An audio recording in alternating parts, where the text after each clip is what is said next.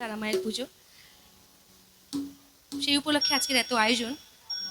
তবে এই গানটির মাধ্যমে আমরা শুধু মা কালীকে নয়, মা তারাকে নয়, আমাদের যত দেবদেবী রয়েছেন এবং ওনাদের যত তীর্থস্থান রয়েছে আমরা সবাই মিলে একটু গাইবো আর মনে মনে মনে মনে ঘুরে আসবো। সত্যি সত্যি যেতে পারবো না, মনে মনে ঘুরিয়ে আনতে পারি আমি সবাইকে গানে গানে। তো চলো।